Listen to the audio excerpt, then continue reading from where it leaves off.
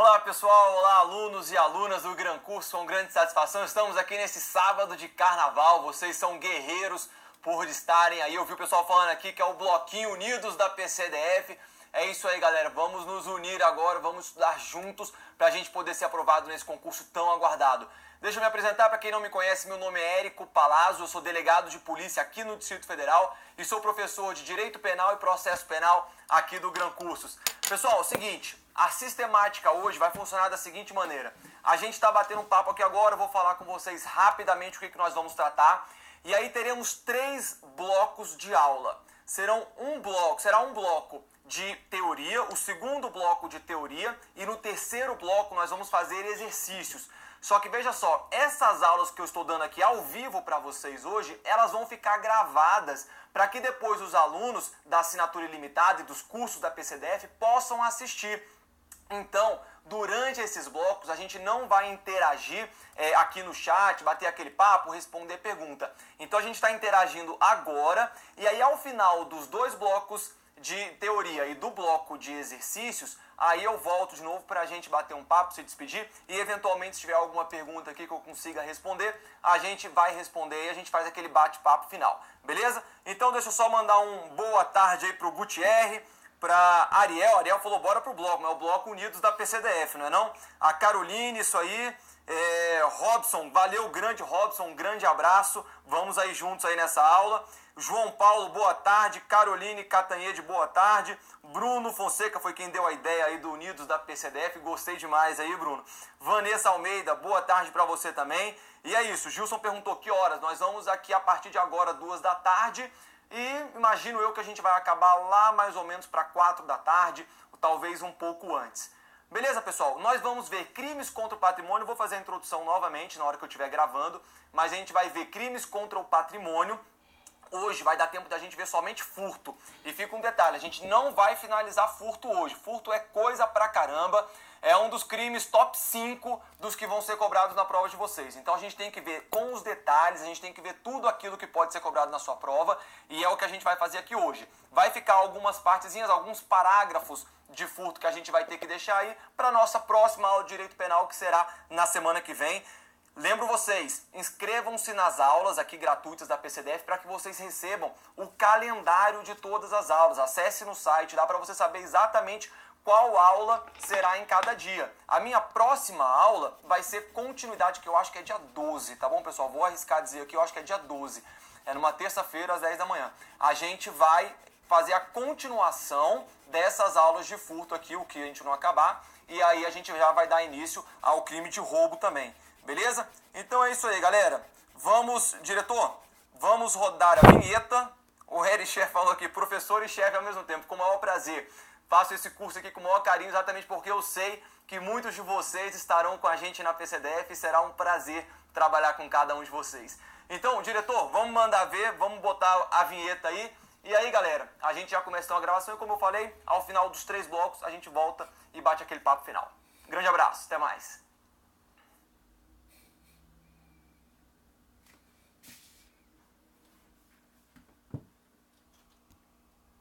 Professor de Direito Penal e Direito Processual Penal aqui do Gran Curso, sou delegado de polícia da PCDF e é com grande satisfação que nós estamos fazendo esse curso dedicado a você que vai prestar o concurso de agente e escrivão da PCDF. E hoje nós vamos começar a tratar dos crimes contra o patrimônio, mais especificamente o crime de furto. Então, galera, vamos juntos aí que tem muita coisa pra gente ver e com certeza a gente quer você chegando preparado no dia da sua prova. Olha só, nós vamos começar pegando o tipo penal do furto, que é o artigo 155, pode botar aí na tela. Olha só o que diz o tipo penal. Subtrair para si ou para outrem coisa alheia móvel. Professor, esse tipo penal aqui é simplérrimo, é muito simples de entender. Calma, pessoal, não é tão simples assim, a gente precisa ver alguns detalhezinhos porque eles são cobrados em prova. Primeira coisa que a gente precisa entender, o verbo subtrair. O verbo subtrair vai dar a ideia de se assenhorar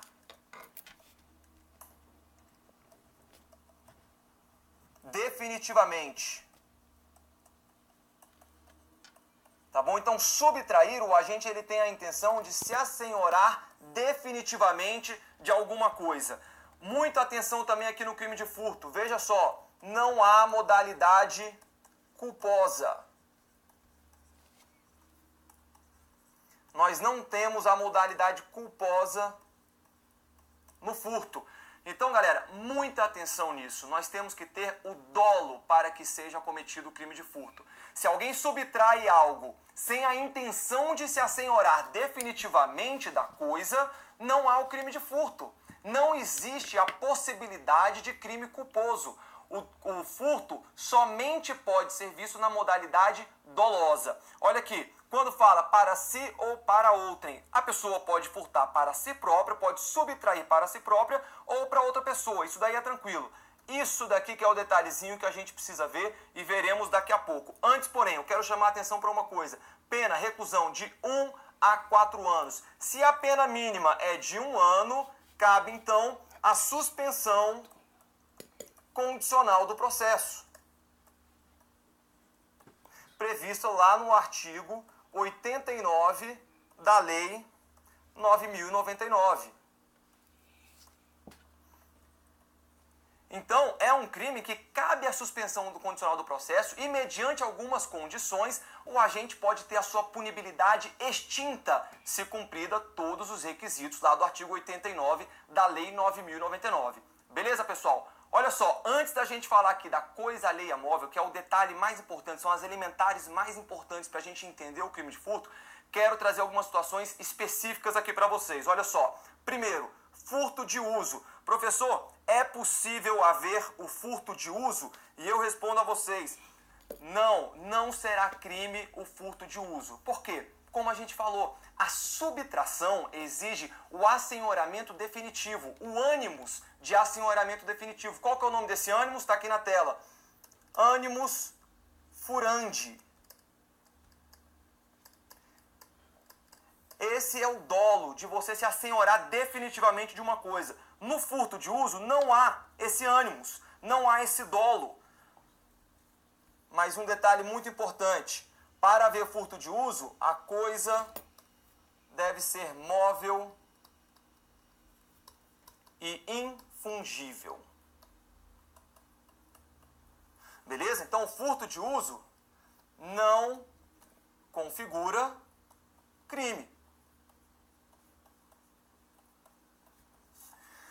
Professor, tem que ser uma coisa móvel infungível? Sim, tem que ser uma coisa móvel infungível. Se você inventa de pegar um dinheiro de alguém, deixa eu subtrair um dinheiro aqui, mas eu só vou usar essa quantia em dinheiro e depois eu vou restituir para o dono. Não, meu amigo, aí você praticou furto, porque o dinheiro é um bem fungível. Mas vamos supor que você vai na casa da sua amiga, do seu amigo e vê lá um relógio bonito que você achou legal para usar numa festa. Você leva aquele relógio e depois da festa você simplesmente coloca de volta no lugarzinho da onde você pegou. Isso é o furto de uso? Sim, é o furto de uso. Só que veja, não há crime de furto. É o que a doutrina convencionou chamar de furto de uso. Entretanto, não há crime no furto de uso. Coisa móvel infungível. Tem que ficar por um tempo determinado, previamente determinado pelo próprio agente. Ele sabe que ele vai usar aquela coisa por um determinado momento, mas que depois vai restituir para a vítima, que na verdade também não será vítima de um crime. Beleza, pessoal? Muito importante, furto de uso não configura crime. Professor, o furto famélico. O que é o furto famélico? O furto famélico é aquela pessoa que comete o furto de alimentos porque ele está passando fome, pessoal. E se ele está passando fome, a gente vai estar diante de uma causa de exclusão da ilicitude, que é o estado de necessidade. Lá do artigo 24 do Código Penal. Beleza? Então, muita atenção. Furto famélico não vai, apesar de ser chamado de furto famélico, não configura crime. Configura o fato típico? Sim, nós temos o fato típico aqui. Entretanto, teremos diante do furto famélico uma causa de exclusão da ilicitude em razão do estado de necessidade. E, por fim, ladrão que furta ladrão. Então, deixa eu só colocar aqui também, olha, não configura crime. furto de ladrão que furta ladrão. Aí, pessoal, nesse caso aqui, configura crime. Por que que vai configurar crime? Veja só, o ladrão furta um objeto da vítima. Vem um outro ladrão, esse daqui dá mole, né? Vem um outro ladrão e furta aquele mesmo objeto que havia sido previamente furtado. Qual que é o detalhe importante que a gente tem que ter aqui? Houve a subtração de uma coisa ali móvel? Houve. Então esse segundo ladrão, ele praticou o crime de furto? Praticou. Mas qual que é o detalhe? Quem que é o sujeito passivo deste segundo ladrão? É o primeiro ladrão? É aquele que o furtou pela primeira vez? Não, pessoal. É a vítima original. É a proprietária do bem. Então veja, o ladrão que furta ladrão, este ladrão que cometeu o primeiro furto, não é a vítima, não é o sujeito passivo. O sujeito passivo será aquele que foi furtado lá na primeira vez. Tá bom, pessoal? Então, muita atenção. É possível esse crime? Sim. Ambos os ladrões vão responder pelo crime de furto. Entretanto, o sujeito passivo sempre será um só, que é aquela vítima original, aquela que teve o objeto furtado desde o início. Beleza, galera? Então, essas aqui são algumas situações específicas que a gente precisa ter em mente e que são constantemente cobradas aí em prova, a gente tem que ter atenção. Muito bem, vamos então agora entrar aí na elementar da coisa alheia móvel, mas eu quero chamar primeiro a atenção da coisa móvel. Quais são os bens, quais bens podem ser objeto material do crime de furto? Ou seja, quais bens a gente pode furtar? Os bens móveis, tá bom? Isso daí tá tranquilo, isso aqui é o que diz a elementar. Os bens móveis, eles podem ser, esses bens móveis, eles são corpóreos, físicos, e eles podem ser transportados. Beleza, pessoal? Quer ver uma outra coisa que pode ser um bem móvel? Os semoventes. Os animais. Os animais, eles podem ser objeto material de furto. Beleza? Olha só, quais bens não podem ser objeto material do crime de furto? Primeiro, os bens móveis. Professores, é a coisa que mais chega na delegacia. O professor, entraram na minha casa e daí chega a vítima lá, que não tem conhecimento em direito, fala, roubaram a minha casa. Primeiro, que não houve um roubo, houve um furto. Segundo, que não furtaram a casa, furtaram os bens que guarnecem a residência. Então, não há um furto de bens imóveis. É impossível você furtar um bem imóvel. Uma casa, um imóvel, né, um lote, um terreno, não é objeto material do crime de furto. Também não será objeto material do crime de furto os bens imateriais. Quer ver aqui alguns exemplos de bens imateriais? Música, logomarca. Professor, mas alguém furtou a ideia da minha música que eu tinha composto. Alguém furtou a ideia da logomarca que eu havia desenhado para uma determinada empresa. Não, pessoal. Essa pessoa que furtou esses bens imateriais, na verdade, ela violou direitos autorais. Entendeu? Então, não há que se falar em furto, no crime de furto, no que tange bens imóveis e bens imateriais. Muita atenção nisso daí, por isso que nós temos na elementar coisa móvel. Continuando, outra elementar, que na verdade está junto, mas que aí agora a gente vai tratar do outro aspecto, coisa alheia. O que se entende por uma coisa alheia? É um objeto que pertença a alguém. Ele pertence a alguma pessoa. Olha só aqui, atenção, coisa que não pertence a ninguém. Aqui tem uma dupla negativa que depois os professores de raciocínio lógico vão brigar comigo. Mas é para deixar bem claro, coisa que não pertence a ninguém. Você quer ver uma coisa que não pertence a ninguém? A água do mar. Quer ver uma outra coisa? Um animal silvestre.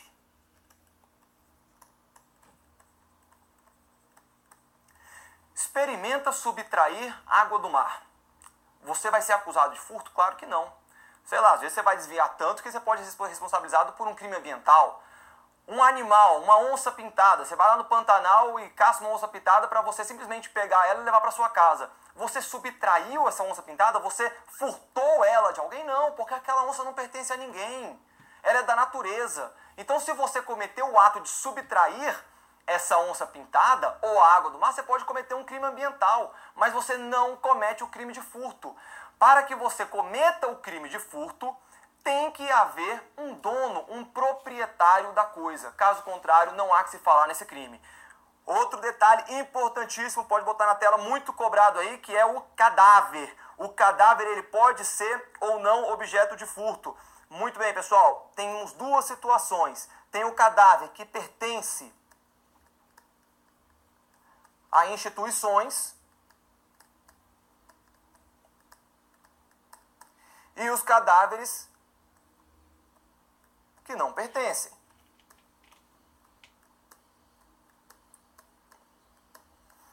Vamos lá, vamos entender isso daqui. Olha só, imagina um cadáver que foi adquirido por uma universidade para suas aulas de anatomia.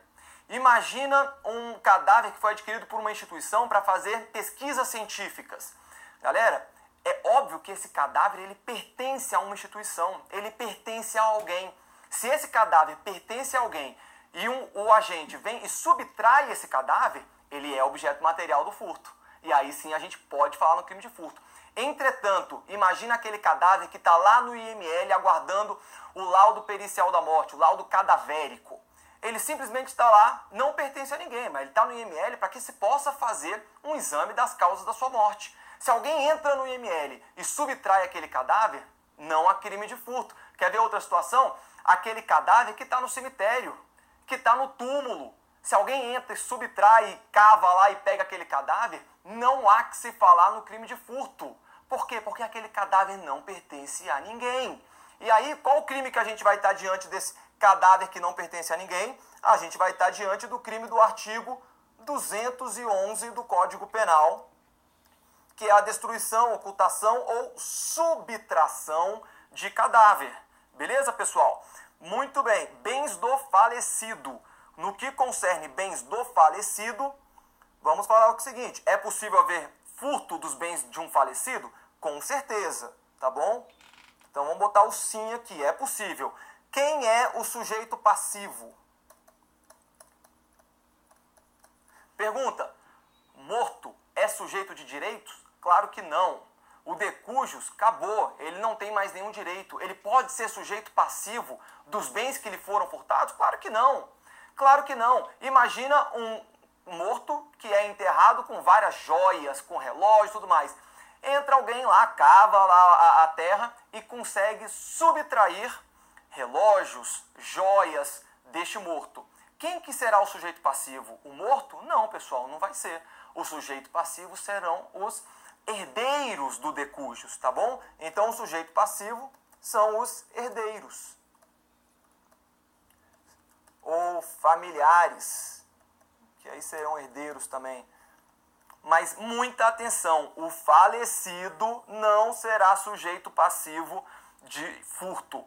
Olha só essa número 4, coisa própria em posse de terceiro. Imagina que você emprestou um objeto seu para um amigo. Você emprestou lá o seu carro. De repente que você emprestou esse carro, você se arrepende. Você falou, olha, pega esse carro e fica uma semana com ele, mas você se arrepende. Fala, quer saber, eu preciso desse carro agora. Você pega a sua chave reserva, vai lá na frente da casa do seu amigo e pega esse carro de volta para você. Houve uma subtração? Houve. Houve uma subtração de coisa alheia? Não, porque aquilo ali lhe pertence. Então, quando a gente fala em coisa alheia, tem que pertencer essa coisa a alguém que não seja o próprio agente do crime de furto. Fechou, galera? E aí não vai ser, obviamente, um autor de crime de furto, mas sim o autor dessa subtração. Ele não pratica o crime de furto. Muito bem. Coisa própria em posse de terceiro. Não vai configurar, então, aí o crime de furto. E o sujeito passivo não identificado. É uma outra situaçãozinha que já se cobrou em prova também. Imagina que alguém deixa uma carteira em cima da biblioteca, enquanto ela vai ali, ela sabe, ela não perdeu a carteira não, tá bom? Ela está na biblioteca, deixa essa carteira lá, vai pegar alguns livros, retorna, e quando retorna, alguém subtraiu aquela carteira de cima da sua mesa. Posteriormente, passado algum tempo, essa pessoa, ela nem procurou a polícia para dizer que teve a sua carteira subtraída, tá bom? Então a polícia não sabe desse crime. Só que, passado algum tempo, identifica, pega essa carteira com o autor da subtração e aí pergunta para ele, que carteira é essa? E aí ele confessa, olha, eu subtraí essa carteira, tá sem documentos, tá bom, pessoal? Vamos dizer que é só a carteira com dinheiro. Subtraí essa carteira realmente, tal dia lá na biblioteca, não sei de quem que é o dono, mas eu fiz essa subtração. Olha só, esse agente, ele responderá pelo crime de furto? Sim, responderá. Mas, professor, a gente não identifica nesse caso o sujeito passivo. Quem é o sujeito passivo? Não importa. Basta a gente saber que houve um sujeito passivo. Basta a gente saber que a coisa subtraída era alheia. Ela pertencia a uma pessoa e foi subtraída pelo agente. Ainda que a vítima jamais seja identificada, houve o crime de furto. Beleza, galera? Então tá aí. Sujeito passivo não identificado, haverá o crime de furto. Tá bom? Configura furto independentemente de identificarmos ou não esse sujeito passivo. Muito bem, vamos falar agora de uma outra coisa importantíssima, que é acerca do momento consumativo do furto. Em que momento se consuma este crime? Pessoal, veja só, existem várias teorias, na verdade, para ser mais específico, 4 teorias que precisamos conhecer, que vão tentar explicar em que momento deixa de haver a tentativa do furto e ele passa a ser consumado. Tá bom? Essas 4 teorias elas vão ter diferentes níveis para explicar em que momento há a consumação do crime de furto. Olha aqui essas teorias. Primeira delas, nós temos a concretácio, a apreêncio ou amócio, a ablácio e a ilácio. Com relação a concretácio, essa teoria defende que basta o agente tocar no objeto que já houve a consumação.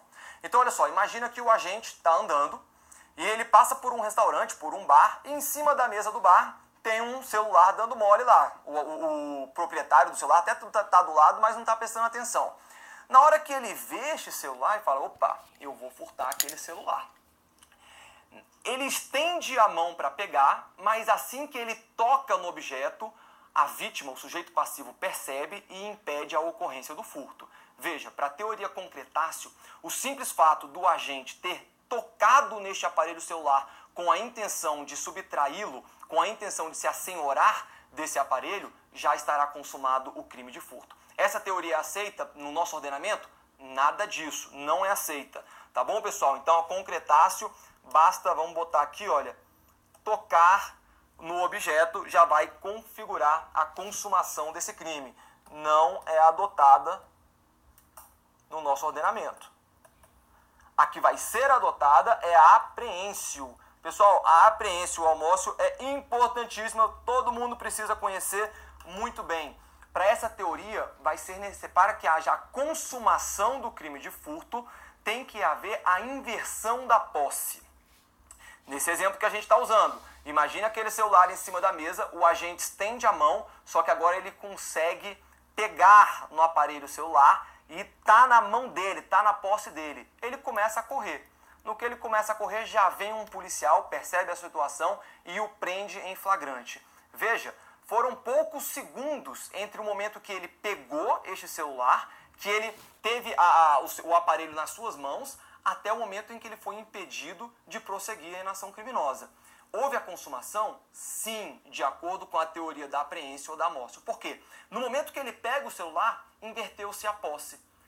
Inverteu-se a posse e consumou-se o crime de furto, ainda que esta posse não seja mansa ou pacífica. Não é necessário que tenha posse mansa e pacífica, basta haver a inversão da posse. Então, palavrinhas chaves aqui da teoria da apreência ou da amócio: inversão da posse. E vamos colocar aqui, olha, ainda que por breve instante,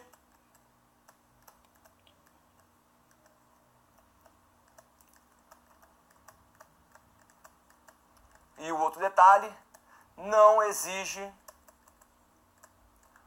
posse mansa e pacífica.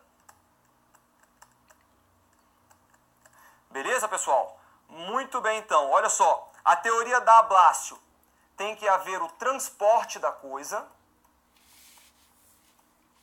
de um lugar para o outro, só aí que será consumado o crime de furto. E a teoria da ilácio, ela tem que ser transportada mas não para qualquer lugar. Para local seguro.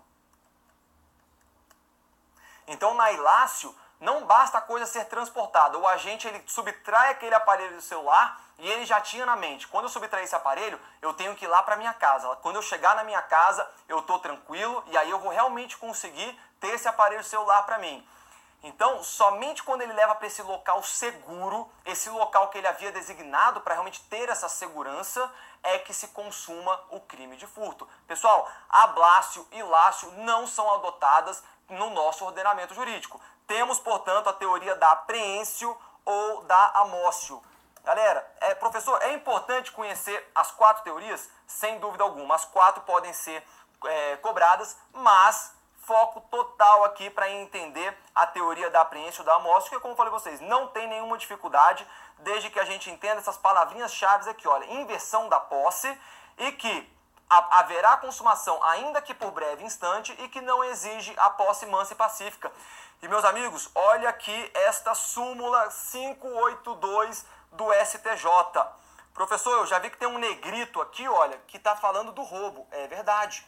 Porque a mesma teoria da amostra ou da apreensio, ela se aplica também ao momento consumativo do crime de roubo. Mas nós podemos substituir essa palavrinha pelo furto. E a gente vai ver que fica exatamente correta essa súmula do STJ. Consuma-se o crime de furto com a inversão da posse do bem, mediante, aqui não, né? Porque aí vai ser o que vai caracterizar o crime de roubo, tá bom? Mediante violência ou grave ameaça. Mas continuando, a inversão da posse do bem, ainda que por breve tempo, e em seguida a perseguição imediata ao agente e recuperação da coisa furtada. Sendo prescindível, ou palavrinha que as bancas adoram e o CESP principalmente adora essa palavrinha. O que é prescindível? Dispensável. Imprescindível, indispensável. Sendo prescindível, sendo dispensável, a posse mansa e pacífica ou desvigiada. Beleza? Então, pessoal, aplica-se essa súmula aqui ao crime de furto. É a mesma regra. Beleza? Lembre-se dela, súmula 582 do STJ, ela é cobrada no crime de roubo, principalmente, mas a ideia central dela é exatamente essa da amostra ou da apreensio, que se aplica também ao crime de furto. Beleza, galera? Vamos lá. Continuando. Tentativa e crime impossível. Como vocês sabem, a tentativa, artigo 14, inciso 2º, quando o resultado não se consuma por razões alheias à vontade do agente. E o crime impossível, artigo 17 do Código Penal, ineficácia relativa do meio ou absoluta impropriedade do objeto. Quando há ineficácia relativa do meio ou absoluta impropriedade do objeto, não há que se falar nem na tentativa, tá bom? Por que eu estou trazendo esses dois conceitos aqui? São conceitos lá da parte geral do Código Penal. Porque tem algumas situações de furto que a gente precisa ver se houve tentativa ou se estamos diante de um crime impossível, de um crime que não poderia acontecer. A primeira situação é a do batedor de carteira, também chamado de punguista ou pickpocket. É aquela pessoa que chega, pega a carteira e vai correndo. Pô, agora, hoje em dia também, já pode ser batedor de aparelho celular, né, pessoal? Porque também está tendo muito aí aquela pessoa que chega, pega o aparelho celular e vaza, vai embora correndo. Olha só, nós temos que diferenciar aqui duas situações. A primeira delas, quando a vítima não possui qualquer bem em si, em seu corpo ou em seus bolsos. Chega o punguista, chega o agente e coloca a mão em um dos bolsos da vítima. Só que ela não tinha nenhum bem em nenhum bolso. Entende a doutrina, portanto, que nesse caso haverá crime impossível. Beleza? Então, olha, absoluta impropriedade do objeto. Se a vítima não possui qualquer bem consigo, tá bom? Vítima sem bens. E quando há bens com a vítima? Aí, pessoal, nós estaremos diante de uma tentativa. Como assim, professor? Olha só, imagina agora que a vítima está com um celular ou a carteira no bolso atrás aqui da calça, o bolso direito. Vem o agente e coloca a mão no bolso esquerdo para subtrair algum objeto que ele imaginou que teria nesse bolso esquerdo, mas não tem nada. Aí veio a doutrina, veio a tese defensiva, os advogados quererem colar uma tese de que se ele o agente colocou a mão no bolso esquerdo e não tinha nenhum objeto nesse bolso, há crime impossível.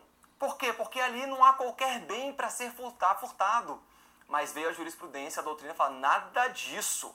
Ele colocou a mão no bolso esquerdo, mas ele poderia ter colocado no bolso direito. E se ele tivesse colocado no bolso direito, aí sim ele teria conseguido efetuar a subtração.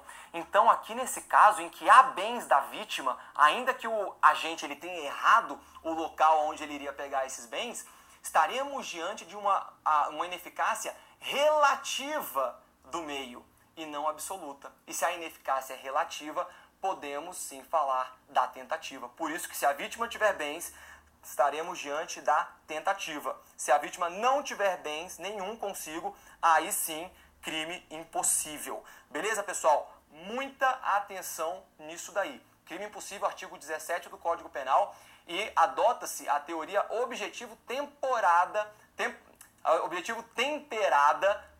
com relação ao crime impossível. E a tentativa, artigo 14, inciso 2, todo mundo aí tem conhecimento. Muito bem. Vamos dar continuidade aqui. Outra hipótese que a gente vai estar aqui, vai ter uma discussão em relação à tentativa e o crime impossível, que é o sistema de vigilância.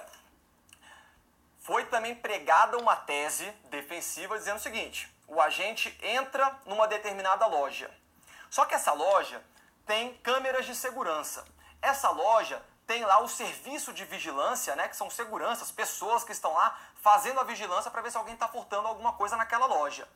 O agente, ele subtrai e aí ele vai embora, só que assim que ele sai da loja, ele já é impedido por um segurança que fala, meu amigo, devolve isso daí que você pegou. E aí veio a tese defensiva dizer o seguinte, olha, como tem um vigilante ou como tem câmeras de segurança, estaremos diante de um crime impossível. Será, pessoal, que é um crime impossível? Nada disso, e temos súmula do STJ. Por quê?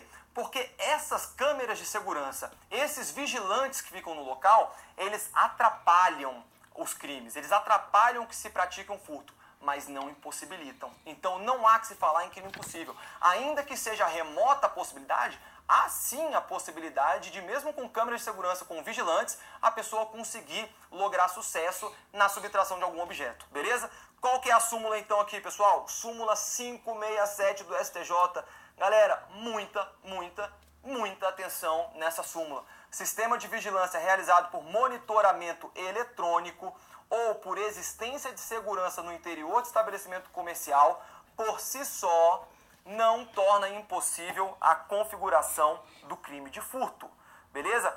Professor, essa súmula aí ela é muito cobrada? Não, ela é extremamente cobrada. Muitas provas cobram ela e a gente precisa estar aí bem atento no seu conteúdo para a gente ficar aí ligado. Galera, não vamos errar no que concerne aí sistema de vigilância. Uma coisa que eu chamo muita atenção nas aulas é que quando a gente está vendo aqui a aula, tudo parece fácil, mas depois na hora de fazer a prova a gente fica inseguro. Por que isso acontece? Porque a gente precisa revisar e fazer exercícios constantemente. Aí a gente vai conseguir ter esse aprendizado. Beleza? Muito bem, vamos entrar aqui então agora já no parágrafo 1º do furto, que é o furto durante o repouso noturno, ou simplesmente chamado de furto noturno ou furto circunstanciado. Pessoal, professor, o furto noturno é uma qualificadora do furto? Não, nada disso. É uma causa de aumento de pena, tá bom? Não é uma qualificadora do furto. Muita atenção, isso é cobrado. Natureza jurídica, causa de aumento de pena. Já teve banca pegando o pessoal de calças curtas falando que isso daqui é uma qualificadora. Não é. Então, a pena aumenta de 1/3 se o crime é praticado durante o repouso noturno. Beleza? Olha só, o que será então considerado o repouso noturno? Primeiro, o intervalo entre o momento que a pessoa se deita e se levanta. Professor, lá em Código de Processo Penal, no mandado de busca e apreensão, a partir do momento que fica escuro, já não pode mais entrar na casa e cumprir um mandado de busca e apreensão, correto? Correto. Veja, galera, Aqui a gente não está falando da noite, nós estamos falando do repouso noturno. O conceito é distinto daquele que a gente vê em Código de Processo Penal. Aqui o conceito é do repouso noturno. O que é o repouso noturno? É o momento em que a pessoa se deita e se levanta. Professor, isso daí vai ser analisado a cada caso? Cada pessoa que dorme e se levanta, ela tem que estar dormindo nesse momento? Nada disso. Olha aqui, será variável de acordo com os costumes locais, meus amigos. Se a gente pegar aí, por exemplo, a cidade de São Paulo, a cidade que não dorme, você comete um furto no período das 9, 10 da noite, pode ser considerado repouso noturno? Dificilmente. Claro que vai ser uma análise fática, uma análise no caso concreto, o juiz ele tem a discricionalidade para analisar o furto noturno, mas em regra não será um furto noturno às 9, 10 da noite na cidade de São Paulo, porque ninguém está dormindo esse horário. Em compensação, se esse furto das 9 da noite, 10 da noite ocorrer numa cidade de interior, que as pessoas vivem na roça, é óbvio que configura o furto noturno, porque lá na roça as pessoas se deitam 7, 8 da noite e estão de pé às 4 da manhã para trabalhar. Então veja, o conceito de noturno, de repouso noturno, vai variar de um local para outro. Não temos um conceito único, beleza? Olha aqui, mais um detalhe, ele não pode ocorrer durante o dia. Professor, eu tenho um conhecido que trabalha à noite e ele dorme o dia inteiro na casa dele. O ladrão tinha conhecimento que ele estava dormindo ao meio-dia e entrou na residência para cometer esse furto. Aplica-se o furto noturno? Não, pessoal. Beleza, ainda que os costumes daquela pessoa específica fosse de dormir durante o dia, não incidirá ao agente o furto noturno, simplesmente porque não é o costume das pessoas em geral dormir durante o dia, tá bom? Então não vai aplicar essa causa de pena durante o dia, ainda que seja o costume da vítima dormir durante o dia, tranquilo? Muito bem, olha aqui, atenção, isso daqui tem sido muito cobrado em prova e eu vou mostrar para vocês umas questões depois, olha só. O furto noturno aplica-se a estabelecimentos comerciais? Tinha gente que estava com essa dúvida e teve prova cobrando isso daqui. Por quê? Porque o estabelecimento comercial não tem ninguém dormindo lá. E aí falava-se o seguinte, olha, se não tem ninguém dormindo nesse local e há um furto nesse estabelecimento comercial, não há que se aplicar o furto noturno. Essa foi a tese defensiva, obviamente. Mas veio a jurisprudência e disse, aplica-se sim. Por quê? Porque o furto noturno, essa causa de aumento de pena, ela é aplicada em razão de haver uma diminuição da vigilância da vítima. E durante a noite, durante o repouso noturno, ainda que seja praticado no estabelecimento comercial, há uma diminuição da esfera de vigilância. Há uma diminuição na própria vigilância da vítima. Então aplica-se sim, pessoal, atenção, se o furto é cometido no estabelecimento comercial, nós vamos aplicar o crime, a causa de aumento de pena do furto noturno, beleza? Outro detalhe importante, o furto noturno aplica-se a recintos abertos, como, por exemplo, um veículo furtado em via pública, outro tema que gerou polêmica, outro tema que já teve cobrança em prova. Aplica-se sim, beleza? Podem confiar nisso daí. Se há um furto de algum objeto durante a noite, durante o repouso noturno, mas em um recinto aberto, como na via pública, não interessa. Vai aplicar a causa de aumento de pena de 1/3 do furto noturno. Beleza, meus amigos? E lembrando, se o furto noturno, a gente vai falar mais sobre isso, mas ele se aplica a todas as espécies de furto. Ele vai se aplicar ao furto simples, ele se aplica ao furto privilegiado, ele se aplica ao furto qualificado. Tinha algumas teorias dizendo que ele não poderia ser aplicado porque ele está no parágrafo 1º. E pela posição geográfica, topográfica do parágrafo 1º, ele só poderia ser aplicado ao que está acima dele, que é o furto simples.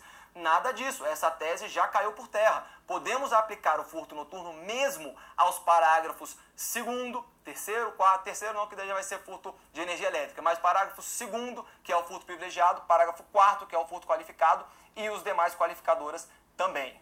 Beleza, galera? Então vamos fazer o seguinte, vamos parar por aqui, pode vir comigo, vamos dar uma descansada, tomar aquela água, daqui a pouco a gente está de volta. Até mais.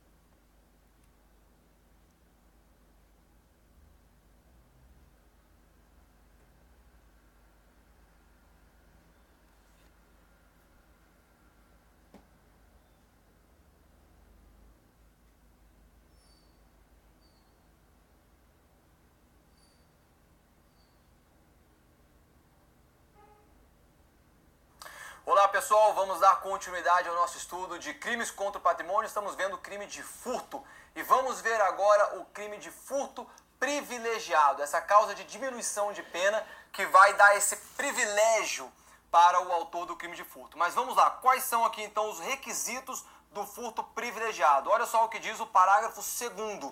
Se o criminoso é primário e de pequeno valor, a coisa furtada, o juiz pode substituir a pena de reclusão pela de detenção, diminuí-la de 1 a 2 terços ou aplicar somente a pena de multa.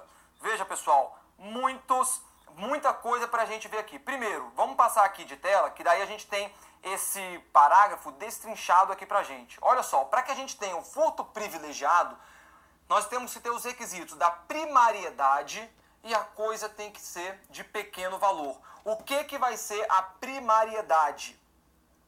Não cometer crime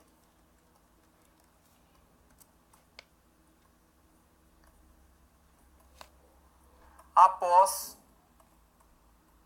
ter sido condenado. Vamos mudar isso daqui para ficar mais claro? Vamos dizer que essa daqui, olha, é a reincidência. Porque a primariedade é exatamente quem não é reincidente. Então, o reincidente é aquele que comete um crime após ter sido condenado por sentença irrecorrível.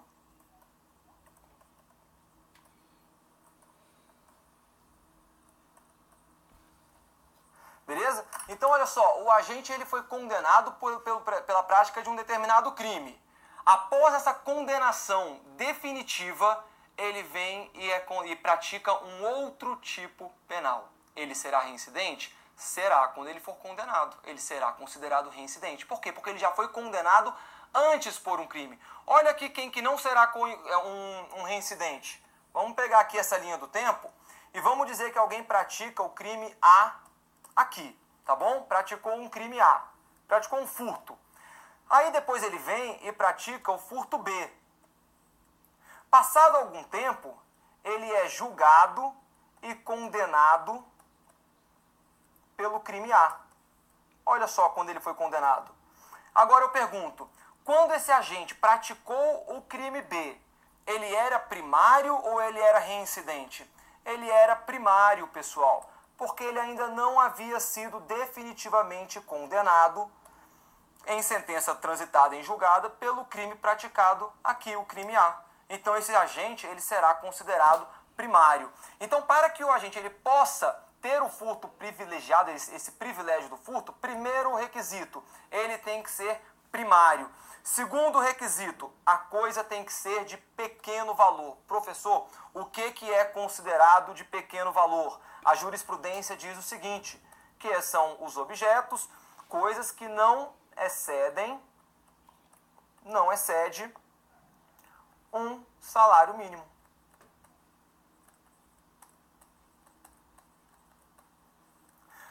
Professor, se alguém subtrai um primário, subtrai um aparelho celular, ele poderá ter o benefício do furto privilegiado? Depende. Tem aparelho celular que custa menos de um salário mínimo. Aí, nesse caso, poderia ser aplicado a ele. Tem aparelho celular que custa mais que um salário mínimo. Nesse caso, ele não poderá ter esse privilégio. Beleza? Galera, lembre-se, são só 2 requisitos. Primariedade e o pequeno valor da coisa. E a jurisprudência entende que tem que ser um valor até um salário mínimo. Beleza? E quais são, então, as consequências em razão desse privilégio, se ele realmente for um primário e a coisa for de pequeno valor? Primeira, substituição da pena de reclusão pela de detenção. O juiz ele pode substituir a pena de reclusão pela pena de detenção. Já explico o que é o cumulável. Segundo, diminuição da pena de 1 a 2 terços. Ele vai ter a diminuição da pena. Veja só, por que essas duas consequências estão como cumuláveis? Porque uma pode ser cumulada à outra. O juiz ele pode decidir que o agente ele vai ter a pena de detenção e não a de reclusão, e ao mesmo tempo ele pode diminuir a pena do agente de 1 a 2 terços. Então essas duas consequências são cumuláveis entre si. Quem que vai decidir isso? O juiz. Olha aqui, a terceira consequência, aplicação única da pena de multa. Aí, se ele aplicar somente a pena de multa, obviamente será uma aplicação isolada. Pessoal, quem que decide isso? O juiz. Diante do caso concreto, vamos supor que alguém seria condenado a 3 anos de reclusão pelo crime de furto. Vem o juiz e fala, temos os requisitos do furto privilegiado? O agente é primário? Sim. A coisa furtada é de pequeno valor? Sim. Então, ele tem direito subjetivo a receber os benefícios do furto privilegiado. Só que quem decide quais benefícios serão dados? O juiz. Então ele pode falar, olha, você foi condenado à reclusão de 3 anos. Eu vou alterar essa pena de reclusão de 3 anos para a pena de detenção de 3 anos. Mas quer saber o que mais? Eu vou reduzir a sua pena de 1/3. Então você vai ter uma pena de detenção de 2 anos. Entendeu? É assim que o juiz faz, é assim que ele pode fazer e ele tem essa discricionariedade. O que a gente tem que ter muita atenção, pode botar aí na tela, olha só, agente com várias passagens na polícia pode ser beneficiado pelo privilégio do furto? Sim, pessoal, pode. Por quê? Porque passagens não configuram reincidência.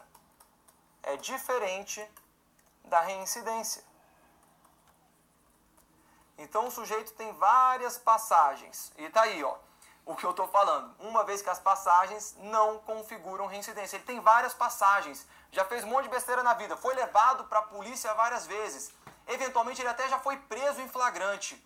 Mas ele não foi condenado definitivamente. Então, em que pese ele poder ter maus antecedentes, é possível se falar na aplicação do privilégio. Beleza? Olha aqui, o que mais? Então, o que eu queria trazer é exatamente isso aqui. Olha, o sujeito ativo do crime tem direito subjetivo aos benefícios do furto privilegiado? Olha só, galera. Apesar do termo pode... Professor, onde é que está esse termo pode? Vamos voltar aqui, lá no parágrafo? Olha aqui, pessoal. Se o criminoso é primário e é de pequeno valor a coisa furtada, o juiz pode substituir a pena de reclusão pela detenção, diminuí-la de 1 a 2/3, ou aplicar somente a de multa. E aí, muita gente pensou, e a doutrina, teve algumas correntes doutrinárias dizendo o seguinte, a decisão é discricionária do juiz se ele vai aplicar o furto privilegiado ou não. Se ele vai dar um daqueles 3 benefícios ou não. Pessoal, hoje a jurisprudência está definida. Não depende do juiz. O agente tem direito subjetivo a se beneficiar dessas consequências do furto privilegiado. Então veja, este termo pode deve ser visto como deve. O juiz deve. O que o juiz ele pode fazer? Ele pode escolher uma das 3. Isso ele vai ter discricionariedade, mas ele é obrigado a aplicar ao menos um dos 3 benefícios, uma dessas 3 consequências. Vamos voltar aqui para onde a gente estava. Então, olha só, apesar do termo pode, o juiz deve fazer incidir ao menos uma das consequências benéficas do furto privilegiado. Beleza, pessoal? Atenção, galera, furto privilegiado é extremamente cobrado em prova.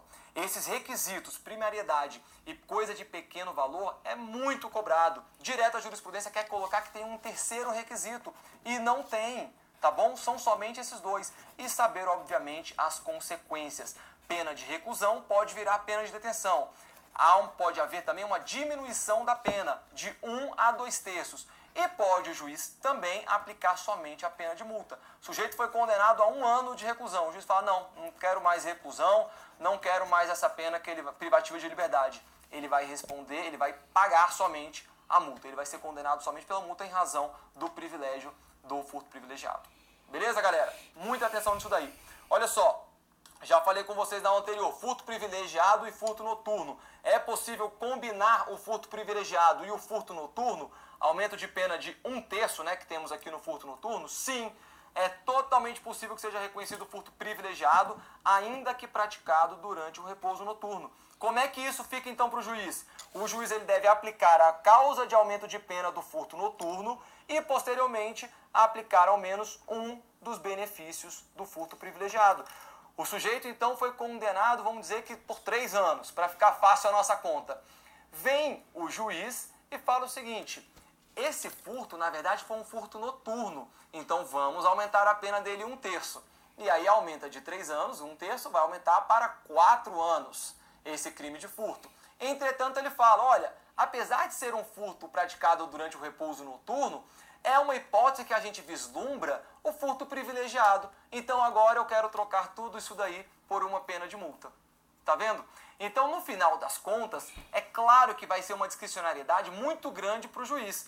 Mas o fato é possível sim aplicar o furto noturno, mesmo quando há um furto privilegiado. Ou, de outra forma, a gente pode dizer que é configurável, é possível aplicar as benesses do furto privilegiado, mesmo que haja um furto noturno, mesmo que esse ato tenha sido praticado durante o repouso noturno.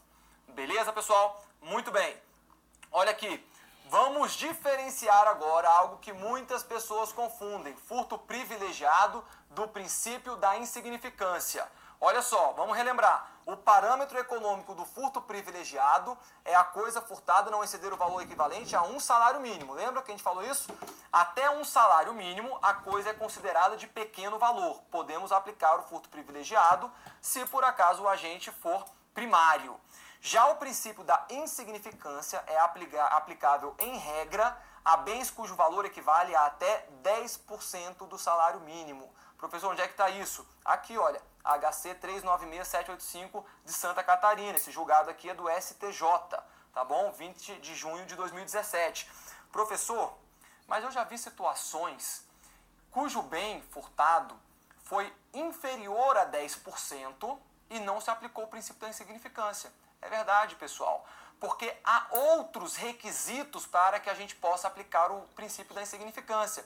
Entretanto, a jurisprudência ela tem adotado esse parâmetro de até 10% do salário mínimo vigente à época dos fatos para adotar esse princípio. Não impede, porém, que no caso prático venha a jurisprudência, venha o juiz e decida, ainda que o valor seja superior a 10% do salário mínimo, vigente à época, dizer o seguinte, olha, nesse caso, passa um pouco aqui dos 10%, que é o critério que está sendo adotado pela jurisprudência, mas entendo que é sim possível aplicarmos o princípio da insignificância. Beleza? Então esses 10% não é uma lei, não temos isso em lei, é apenas um parâmetro que a jurisprudência tem utilizado e está aqui o STJ nesse julgado que fica bem claro para a gente ver esse parâmetro sendo utilizado. Beleza? Mas então vamos fazer essa diferença. Olha só.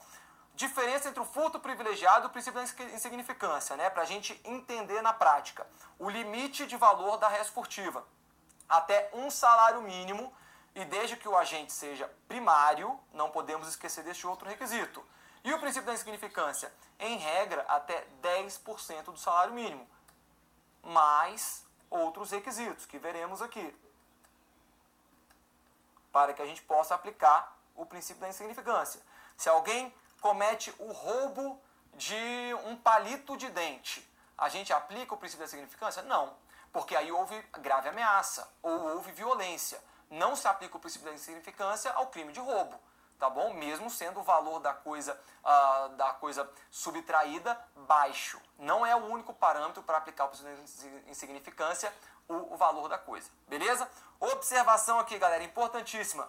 Pode ser aplicado o furto privilegiado a furtos de objetos com valores inferiores a 10% do salário mínimo, é o que eu estou falando com vocês. Quando o princípio da insignificância se mostrar inaplicável ao caso concreto. A gente tem um caso concreto que não vai se aplicar aí o princípio da insignificância. A gente pode vir e aplicar o furto privilegiado? Pode. Às vezes não terão os requisitos para a aplicação do princípio da insignificância, mas terão os requisitos do furto privilegiado. E olha aqui a observação em relação ao princípio da insignificância. É possível que seja inaplicável o princípio da insignificância ao caso concreto se os demais requisitos objetivos não forem preenchidos. Então, galera, esses valores são parâmetros básicos, mas tanto o furto privilegiado quanto o princípio da insignificância possuem outros requisitos para que possam ser aplicados no caso concreto. Fechou? Olha aqui. Vamos falar então agora do princípio da insignificância. Professor, o princípio da insignificância, ele tem outras denominações? Tem várias outras denominações. Deixa eu colocar aqui uma delas. Princípio da bagatela. Quando vocês ouvirem falar princípio da bagatela, nada mais é que o princípio da insignificância.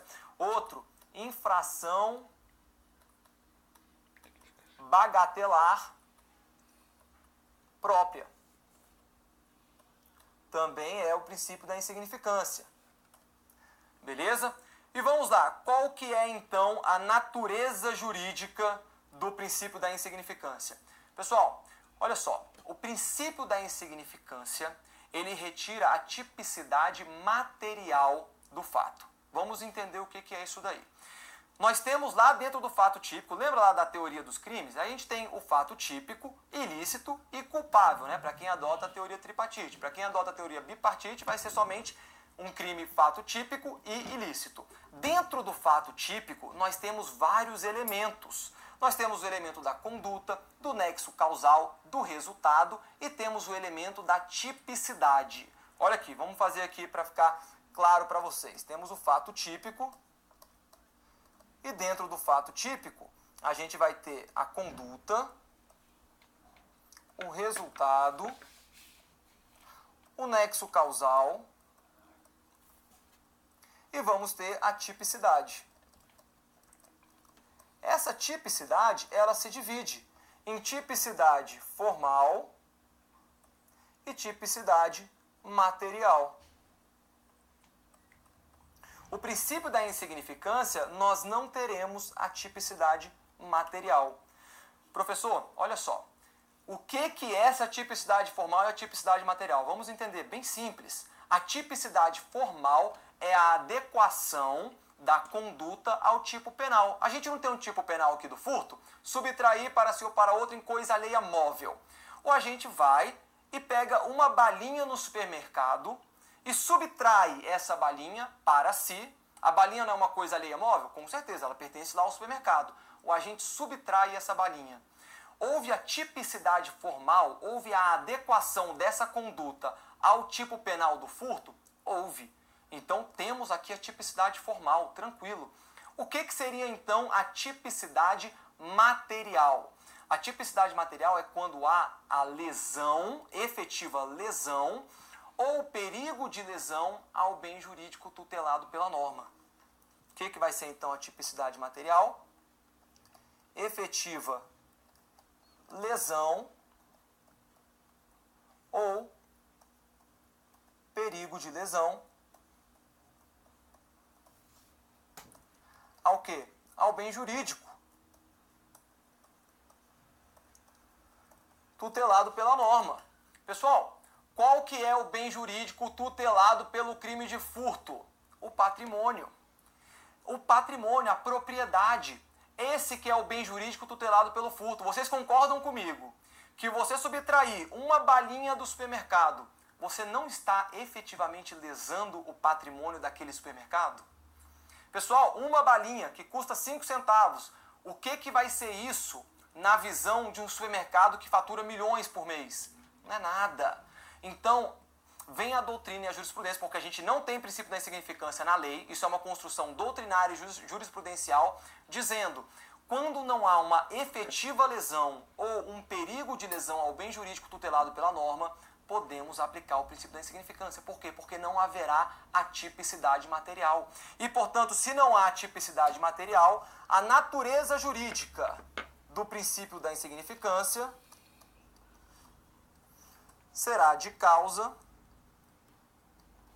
de exclusão da tipicidade.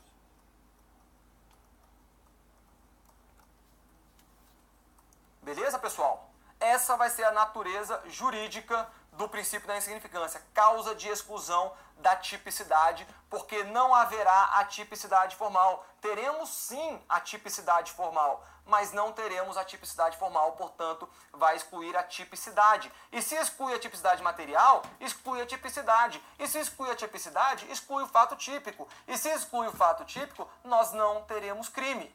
Esse é o efeito final do princípio da insignificância. Não há crime. Previsão legal, eu falei com vocês, não há previsão legal do princípio da insignificância. É uma construção doutrinária, uma construção jurisprudencial. Quais são alguns critérios que a doutrina adota? Valor econômico ou sentimental do bem. Foi o que eu falei com vocês, não basta a coisa ser de baixo valor, de um valor insignificante. Às vezes a coisa tem um valor insignificante, mas tem um valor sentimental muito grande para a vítima. Imagine a subtração de é o caso que a doutrina mais usa, de uma bicicletinha quebrada que fica no quintal lá da vítima.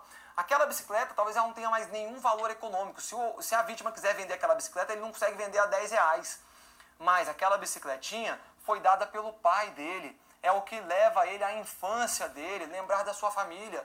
Tem um valor sentimental grande. Então, nesses casos em que não há um valor econômico muito grande do bem, mas há um valor sentimental, não se aplica o princípio da insignificância. Condição econômica da vítima. Você furtar, subtrair um saco de arroz de um grande supermercado, afeta o patrimônio dele? Não. A gente pode até falar aqui na aplicação do princípio da insignificância. Entretanto, subtrair um saco de arroz de uma família que passa necessidades, meu amigo, aquele arroz pode custar R$10, mas obviamente não se trata de uma subtração insignificante. Você furtou o alimento de pessoas que agora vão passar fome. Então não há que se falar nesse caso na insignificância. Então deve ser levado em consideração a condição econômica da vítima, sempre. O perfil do autor deve ser levado em consideração também. Imagina um juiz ou um delegado de polícia subtraindo coisa em supermercado. Pessoal, convenhamos, é claro que haverá uma reprovabilidade maior do comportamento em razão do perfil do autor. Então a gente tem que sempre levar em consideração, na análise do princípio da insignificância, quem é o autor desse fato. E aí a gente vai aplicar ou não. E por fim, consequências do crime e o modus operandi. É muito importante aqui, olha, por exemplo, houve aqui nas consequências do crime, imagina uma vacina. Uma vacina custa R$10, R$5 uma vacina. Entretanto, uma vacina de sarampo num município que está praticamente sem vacinas. Opa, aí é diferente. Olha as consequências desse fato. Uma coisa é furtar uma vacina lá e que nem ia ser usada. Outra coisa é uma vacina que seria usada numa criança. Há uma consequência desse fato muito maior, em que pese o valor econômico da coisa seja baixo. Pessoal, então olha só, esses aqui são alguns critérios doutrinários que a gente tem para ter um parâmetro, para falar, poxa, isso daqui pode ser aplicado para o princípio da insignificância, isso daqui não pode. Entretanto, apesar desses critérios doutrinários, veio a jurisprudência. A jurisprudência diz o seguinte: vamos estabelecer critérios objetivos para a aplicação do princípio da insignificância. Quais são esses critérios objetivos? Que foi primeiramente trazido lá em 2004 pelo ministro Celso de Mello. Mínima ofensividade da conduta. E galera, isso daqui vocês precisam conhecer. Isso daqui vocês precisam saber exatamente do que se trata. Tá bom? Tem que conhecer cada uma delas. Professor, então explica pra gente qual que é a diferença entre esses requisitos objetivos. Eu não sei explicar. Sabe por que eu não sei? Porque ninguém sabe. Quando o ministro Celso de Mello e depois o STF, o STJ veio aplicando o princípio da insignificância com base nesses requisitos, até hoje ninguém explicou qual é a diferença entre eles. Então ninguém sabe ao certo a diferença entre esses requisitos, mas na sua prova vai cair e vai pedir que você saiba os 4 requisitos e você precisa saber. Então não há uma diferenciação muito clara entre cada uma delas. Em suma, esses 4 requisitos vão tratar daqueles requisitos doutrinários que a gente tratou no slide anterior. Olha aqui, mínima ofensividade da conduta, nenhuma periculosidade social da ação. É por isso que, por exemplo, crimes com violência, crimes com grave ameaça, não podem se beneficiar do princípio da insignificância, porque haverá uma periculosidade social da ação. O reduzido grau de reprovabilidade do comportamento. Tem um caso que até saiu informativo de uma mãe que solicitou a sua filha de 4 anos de idade, 4, 5 anos de idade, elas estavam numa entidade beneficente, e falou: filha, vai naquela caixinha ali e pega as moedinhas que estão lá dentro. A filha, obediente, sem entender nada, fez o que a mãe mandou, pegou essas moedinhas e entregou na mão da mãe. O que a mãe estava fazendo? Ela estava furtando o caixinha, aquelas doações que tem na entidade beneficente. Pessoal, ela furtou, dentro dessas moedas, tinham algo em torno de R$5. Só que aí veio a jurisprudência e falou o seguinte: em que pese o baixo valor, há uma altíssima reprovabilidade, há uma altíssima reprovabilidade do comportamento dessa mulher. Não só ela usou a sua filha para subtrair aquele dinheiro, ela subtraiu o dinheiro de uma entidade beneficente. Beleza? Então, aqui, olha, o reduzido grau de reprovabilidade de comportamento é um requisito fundamental para que a gente tenha aí a aplicação do princípio da insignificância. E, por fim, a inexpressividade da lesão jurídica provocada, que vai se confundir muito aqui com a mínima ofensividade da conduta, e é por isso que não se sabe ao certo definir o que significa o quê. Mas a inexpressividade da lesão jurídica provocada ou a mínima ofensividade da conduta é exatamente, né, que seja algo de baixo valor, vou botar aqui, ó, baixo valor econômico ou sentimental. Beleza, pessoal? Então, atenção aí nesses critérios, é importante conhecer. Professor, por que a gente está falando dele aqui no princípio do princípio da insignificância no crime de furto? Porque o princípio da insignificância, uns crimes que ele mais se aplica é exatamente ao crime de furto. Mas ele pode ser aplicado a outros crimes? Com certeza. Existem vários outros crimes que se aplicam o princípio da insignificância. Inclusive, a jurisprudência já decidiu que se aplica a crimes ambientais, a título de exemplo. Beleza? Vamos continuar aqui então. Princípio da insignificância. Ele vai se aplicar ao reincidente? Olha só o que o STF disse. A reincidência não impede por si só que o juiz da causa reconheça a insignificância penal da conduta, à luz dos elementos do caso concreto. Pessoal, muito importante. Tinha jurisprudência, cai questões direto de questão dizendo o seguinte: a reincidência afasta o princípio da insignificância. Errado. Pode afastar. Digo mais, na maioria das vezes a reincidência vai afastar o princípio da insignificância, mas não é uma regra absoluta. Haverá situações em que mesmo ao reincidente poderemos aplicar o princípio da insignificância. Beleza? Está aqui a jurisprudência. Furto qualificado. Se aplica o princípio da insignificância ao furto qualificado, em regra, não será aplicado o princípio da insignificância. Entretanto, não é possível afirmar que o princípio da insignificância não pode ser aplicado ao furto qualificado. STF, informativo 793. É a mesma situação. Ao furto qualificado, em regra, não será aplicado o princípio da insignificância. Mas, a depender do caso concreto, pode sim se aplicar o princípio da insignificância mesmo ao furto qualificado. Olha aqui. Manifestação dos tribunais superiores em relação ao princípio da insignificância. Furto noturno. Já teve decisões nos dois sentidos. Sim e não. Furto habitual. Já teve decisões nos dois sentidos. Imagina um furto habitual, aquele cara que todo dia vai num caixa de supermercado e subtrai 10 centavos. Ele está todo dia fazendo isso. Ele é um autor de furto habitual. Mesmo assim, pode ser aplicado o princípio da insignificância. Mas, em regra, pessoal, todas essas aqui, em regra, não será aplicado. Em regra, não será aplicado. Furto com ingresso na residência da vítima. Em regra, não se aplica.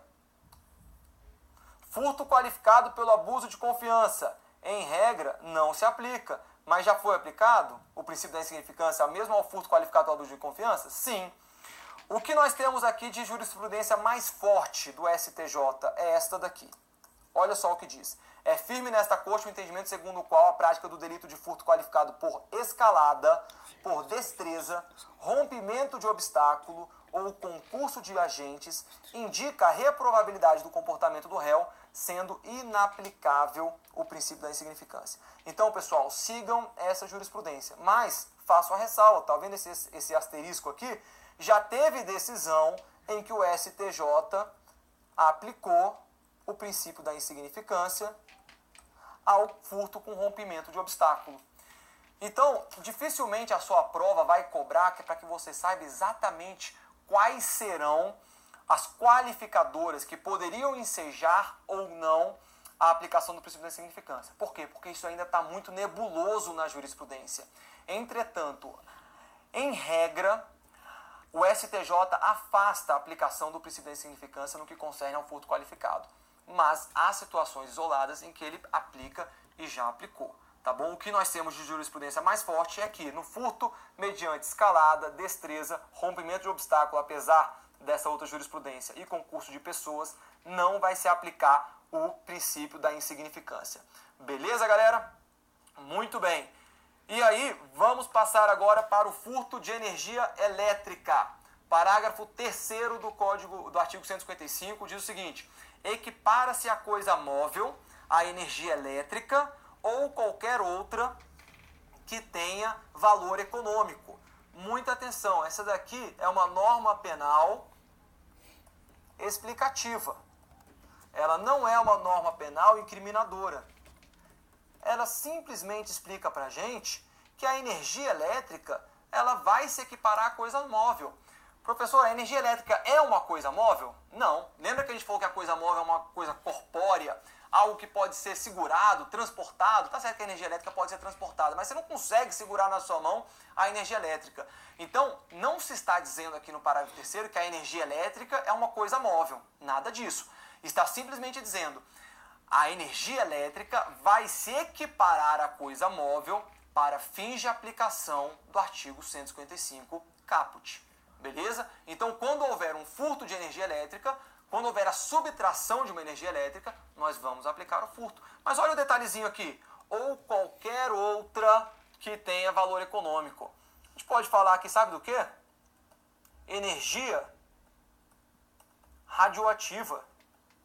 Ela pode ser subtraída? Pode. Ela pode ser subtraída e pode ser objeto material do furto. Quer ver uma outra? Energia genética. Atenção a isso daqui. Sabe o que é a energia genética? O sêmen. Se alguém subtrai o sêmen de um cavalo, de um boi reprodutor, comete o crime de furto, em razão do parágrafo 3º. Porque o sêmen, essa energia genética, vai se equiparar, vai ser uma forma de energia e que tem, sim, valor econômico. Beleza? Importantíssimo. Isso daqui está caindo demais na prova. A ligação clandestina de TV a cabo ou TV de sinal, ela vai se aplicar, ela vai se equiparar a uma energia elétrica? É uma forma de energia elétrica ou não? Temos aqui, pessoal, duas posições distintas. Nós temos a posição do STF e o STF diz que não. Ele fala o seguinte, que se você equiparar a ligação clandestina de TV a cabo a uma energia elétrica, será uma analogia in malam partem. E a analogia in malam partem não é admitida no Código Penal. Beleza? Então o STF entende que não. Já o STJ entende que sim.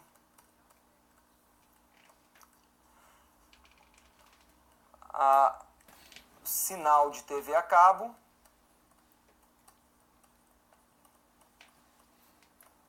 se equipara à energia elétrica.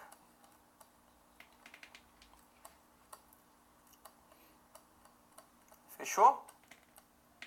Então, pessoal, muita atenção nessa diferenciação. Muita. Porque as provas estão cobrando o entendimento que você saiba essa diferenciação entre o STF e o STJ. As provas elas querem saber que você sabe que o STF não equipara o sinal de TV a cabo à energia elétrica. Já o STJ equipara. Para o STJ, tranquilo. Se alguém subtrair sinal de TV a cabo, responderá pelo crime de furto. Para o STF, se alguém subtrair o sinal de TV a cabo, fazer o famoso gatunete, não responde pelo crime de furto, porque o STF entende que isso seria uma analogia in malam partem. Professor, qual que é a posição que eu devo adotar na prova? Você deve adotar a posição na prova que for cobrada. Na última prova do Ministério Público da União, cobrou-se o entendimento do STF. Perguntou, de acordo com o STF, configura furto ou não? Não configura. De acordo com o STJ, configura. Sinal de TV a cabo se equipara à energia elétrica para o STJ e para o STF não. Beleza, pessoal? Então, muita atenção nisso daí, nesses detalhes do furto. E nós vamos parar por aqui e continuamos na próxima aula. Até lá!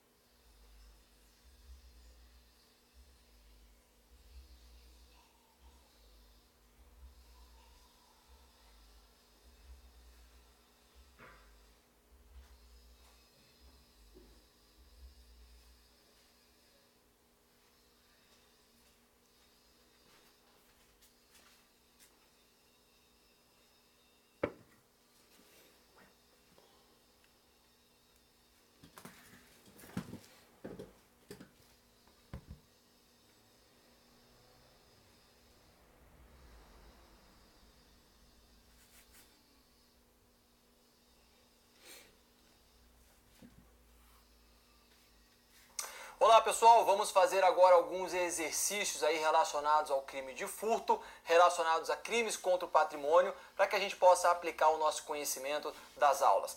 Então vamos lá, vamos começar aí pelo exercício número 1, vocês podem acompanhar no material. Questão da Câmara dos Deputados e vamos concentrar nossas questões no CESP, tá bom? Consultor Legislativo de 2014. A respeito dos crimes contra o patrimônio e do concurso de agentes, julgue os itens subsequentes. A subtração para si ou para outrem de energia elétrica não constitui o crime de furto, por ausência de previsão legal expressa. Galera, tranquila essa questão, não é não? Lá no artigo 155, parágrafo 3º do Código Penal, nós temos uma norma penal explicativa. E essa norma penal explicativa, ela fala exatamente que a energia elétrica se equipara ao objeto, a coisa móvel, para fins de aplicação do furto. A energia elétrica ou qualquer outra que tenha valor econômico. Tá bom? Então, a subtração para si ou para outra de energia elétrica constitui, sim, o crime de furto por ausência de previsão legal. O gabarito, portanto, dessa primeira questão está errado. Beleza? Questão número 2. Cada um do item a seguir apresenta uma situação hipotética seguida de uma assertiva a ser julgada a respeito da aplicação e da interpretação da lei penal, do concurso de pessoas e da culpabilidade. Um indivíduo penalmente imputável em continuidade delitiva foi flagrado por autoridade policial no decorrer da prática criminosa de furtar sinal de TV a cabo. Então agora estamos aqui do sinal de TV a cabo. Muita atenção, pessoal. Quando a questão fala aqui em continuidade delitiva, há uma certa polêmica na doutrina. Se o furto de energia elétrica, tá bom? Não estou falando aqui especificamente do sinal de TV a cabo, não. Se o furto de energia elétrica configura um crime continuado ou um crime permanente.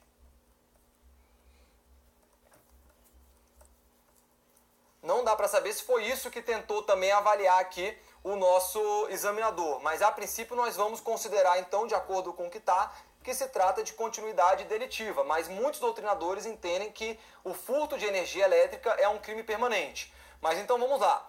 Um indivíduo penalmente imputável em continuidade delitiva foi flagrado por autoridade policial no decorrer da prática criminosa de furtar sinal de TV a cabo. Então vamos falar agora especificamente do sinal de TV a cabo. Nessa situação, de acordo com o atual entendimento do STF, aplica-se a analogia ao caso concreto, no sentido de imputar ao agente a conduta típica do crime de furto de energia elétrica. Pessoal, este gabarito está errado. O STF entende que essa conduta de furtar sinal de TV a cabo é atípica. Tá bom? O STF entende que se a gente aplicasse o sinal de TV a cabo, equiparasse o sinal de TV a cabo à energia elétrica, nós estaríamos diante de uma analogia em Malam Partem. E a analogia em Malam Partem não é admitida no Código Penal. Lembrando que esse entendimento que foi tratado aqui na questão é o entendimento do STJ. O STJ sim vai equiparar o furto de sinal de TV a cabo ao furto de energia elétrica, tá bom? Mas muita atenção, o STJ não entende que haja uma analogia não, tá bom? Porque seria uma analogia de fato em Malam Partem. O STJ entende que dentro daquele conceito extensivo de qualquer outra energia que tenha valor econômico, aí a gente incidiria o sinal de TV a cabo. E essa qualquer outra energia, a gente vai ter aqui uma interpretação analógica. Interpretação analógica, sim, é possível no direito penal, ao contrário da analogia. Beleza, galera? Então aí, gabarito errado dessa questão. Número 3. Julgue o item subsequente a respeito dos crimes militares, não tem nada de crime militar não, e dos delitos em espécie previstos na parte especial do Código Penal. São esses aí. Praticará o crime de furto o sujeito que subtrair cadáver destinado a pesquisas em hospital universitário. Lembra só, cadáver destinado a pesquisas em hospital universitário quer dizer que esse cadáver, ele pertence a alguém. E se o cadáver pertence a alguém, ele pode ser subtraído e ele pode ser objeto material de furto. Portanto, essa assertiva está correta.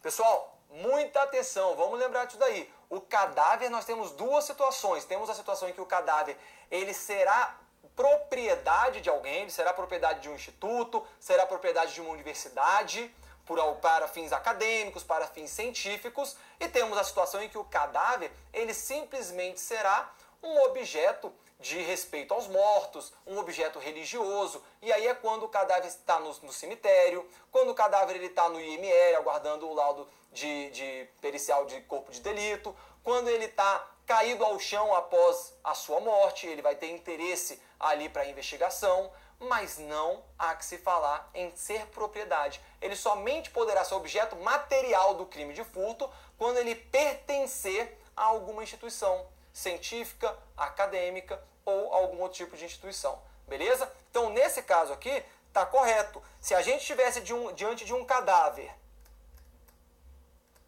vamos botar assim, olha, cadáver sem dono, tá? Que é simplesmente o corpo mesmo. Cemitério e outras situações, aí a gente vai estar diante do artigo 211 do Código Penal, que é a destruição, subtração ou ocultação de cadáver. Muito bem. Questão número 4. Diante do furto de objeto de pequeno valor cometido por réu primário, poderá o juiz limitar a pena ao pagamento de multa. Pessoal, vamos lembrar lá.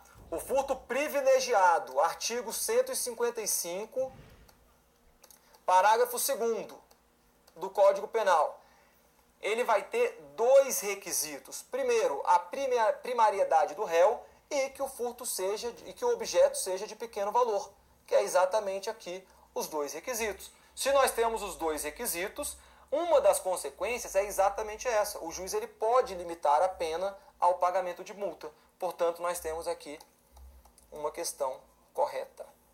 Beleza? Pessoal, vocês estão notando que as questões não são difíceis no que concerne o crime de furto.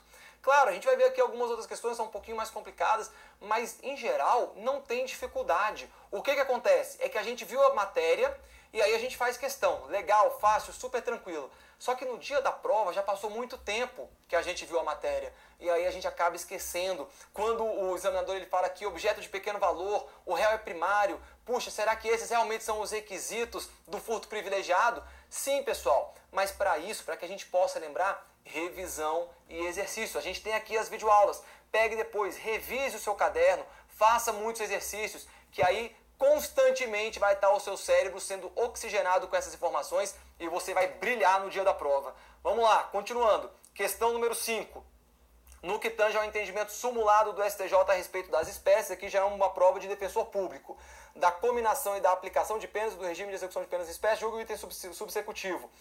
O agente considerado primário, que furta coisa de pequeno valor, opa, já vimos aqui então os dois requisitos, beleza.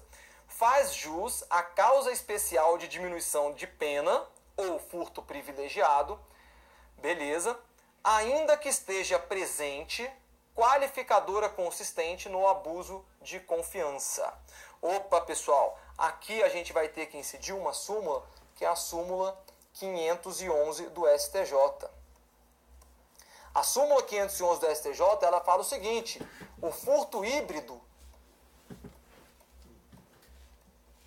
que é exatamente o furto privilegiado qualificado, ele pode existir. Então nós teremos no mesmo furto as situações do privilégio, que é um agente primário e uma coisa de pequeno valor, mas nós teremos também uma qualificadora do parágrafo 4º. Beleza. É possível ter o furto híbrido? Sim. A súmula 511 do STJ fala que é possível haver o furto híbrido, mas ela diz o seguinte: desde que a qualificadora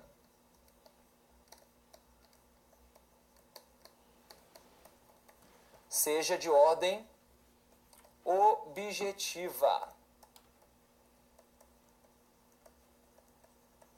Galera, qual que são as qualificadoras de ordem objetiva? Todas as qualificadoras do parágrafo 4º são de ordem objetiva. Temos uma qualificadora que é de ordem subjetiva. Sabe qual que é? Exatamente a que está na questão. O abuso de confiança. A qualificadora do abuso de confiança, ela sim será uma qualificadora de ordem subjetiva.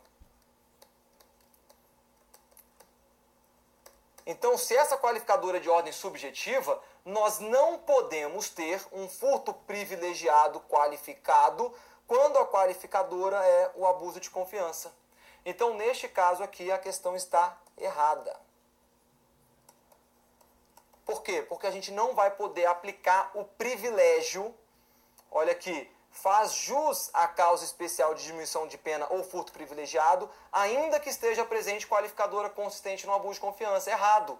Se estiver presente a qualificadora consistente no abuso de confiança, nós não teremos a aplicação do furto privilegiado, porque a súmula 511 do STJ determina: somente se aplica o privilégio se a qualificadora for de ordem objetiva. Todas as qualificadoras do parágrafo 4º do artigo 155 são de ordem objetiva, menos o abuso de confiança. Professor, o que são qualificadoras de ordem objetiva e qualificadoras de ordem subjetiva? Veja, as qualificadoras de ordem objetiva, nós teremos a comunicação dessa qualificadora no concurso de pessoas. Imagina que dois agentes, eles decidem juntos praticar um furto. Mas um deles vai ficar do lado de fora, somente vigiando para ver se tem alguém chegando na casa. O outro, que entra na casa, ele vai se utilizar de uma chave falsa. E aí nós temos a qualificadora do uso de chave falsa. Ele usa uma chave falsa e ingressa na residência, subtrai os bens e vai embora. E os dois vão embora juntos. Lograram êxito na subtração, furto consumado. Furto consumado, nesse caso, vai ser qualificado. Mas olha só que interessante. Vocês concordam comigo que aquele sujeito que ficou do lado de fora vigiando, ele não efetivamente subtraiu os bens? Ele não efetivamente usou a chave falsa? Quem usou a chave falsa foi aquele que entrou. E aí a gente tem que lembrar lá do concurso de pessoas que a gente vai falar o seguinte: nós temos a teoria objetivo formal no nosso Código Penal. Quem será o autor? De acordo com a teoria objetivo formal, o autor é aquele que pratica o verbo núcleo do tipo penal. Quem praticou o verbo núcleo do tipo penal nesse exemplo que eu dei é aquele agente que ingressa, que ele usa a chave falsa e aí ele subtrai. Ele é quem subtrai, quem pega os objetos e vai embora. O sujeito que ficou lá do lado de fora, vigiando, ele não é autor, de acordo com a teoria objetiva formal. Ele vai ser um partícipe.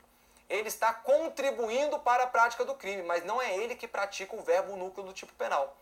E aí, pessoal, é que entra o conceito dessas qualificadoras objetivas. As qualificadoras objetivas vão se comunicar no concurso de pessoas, ainda que não sejam as duas que tenham praticado aquela conduta da qualificadora. Somente um usou a chave falsa, mas vai se comunicar no concurso de pessoas. O partícipe vai responder também por essa qualificadora, e aí ambos vão responder pelo furto qualificado. Já responderiam também, porque uma das qualificadoras do furto é exatamente o concurso de pessoas. Mas, veja só, vamos falar agora da qualificadora do abuso de confiança. Imagine novamente dois agentes, um deles trabalha na casa da sua patroa, né?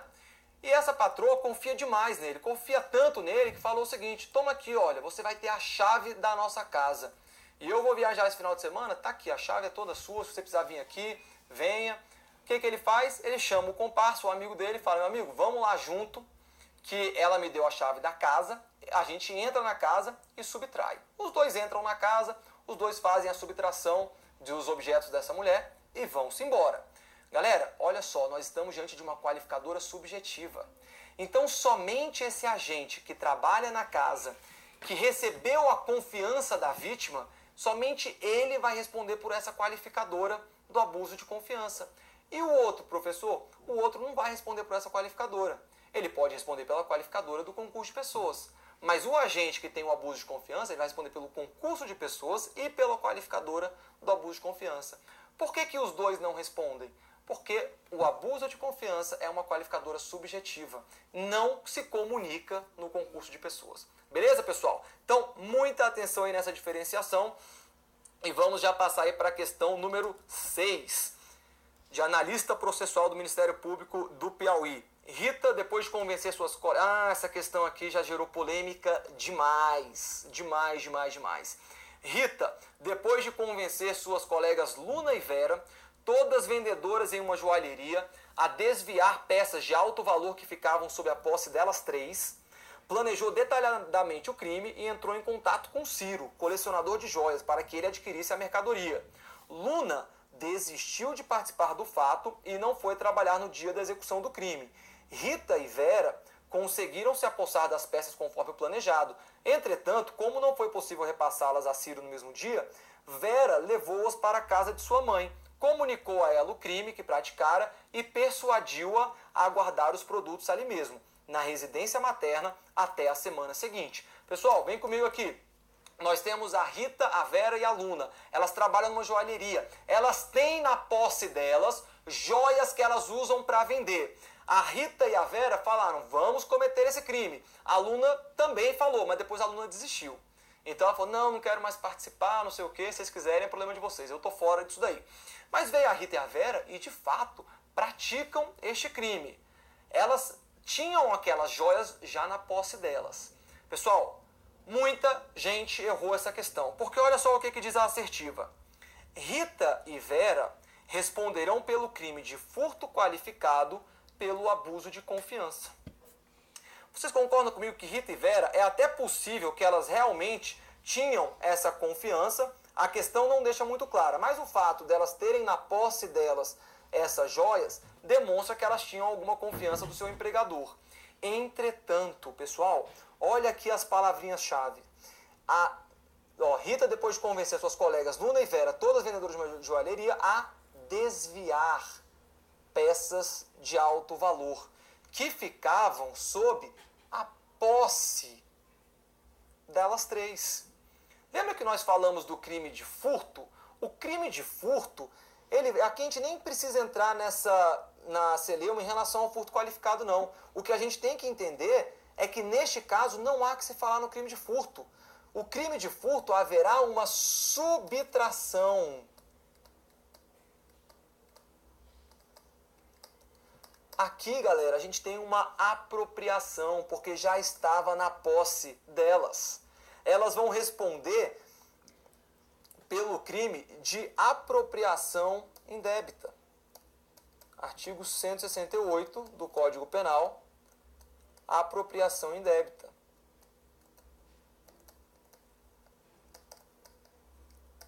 Tá bom? Que é um outro crime aí que a gente vai ver mais pra frente. Então elas respondem, só botar aqui melhor, né? Pelo artigo 168. Elas já tinham na posse dela o bem. A subtração do furto, o agente se assenhora. Ele pega, ele tira da esfera da vítima, ele tira da esfera de vigilância da vítima. A coisa está sob a posse da vítima. Aqui não, ele simplesmente subtrai, ele retira. No furto, né? Ele retira. No caso da questão, não.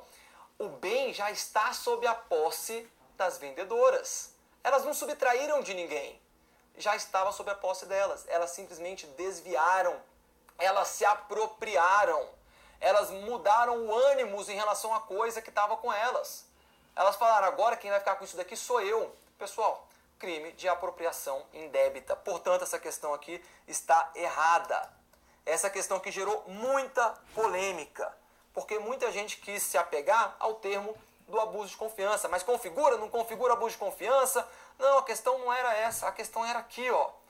Essa qualificação do abuso de confiança era somente para distrair os candidatos. O que a banca queria saber era se tinha furto ou não. E no caso não tinha.